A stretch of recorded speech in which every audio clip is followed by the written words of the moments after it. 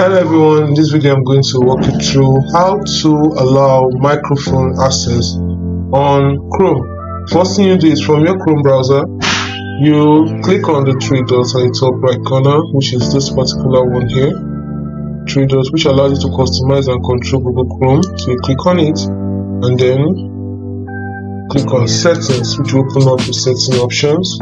Then you can see all these Chrome settings options over here. Click on privacy and security, which is the third option, and then you can see more options that come out, other privacy and security.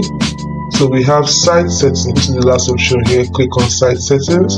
And under permissions, we have some options: locations, camera, microphone, notifications, and embedded content.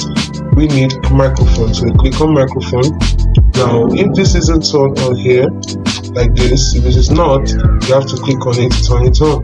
Now what this does is that it allows sites to use your microphone by asking you first. So that's it. So sites will be able to use your microphone communication features like video, chatting, and that's it. That is how to turn on or allow allow microphone access on Chrome. Hope you found this video helpful. If you did, like and subscribe to this channel for more. Thanks for watching.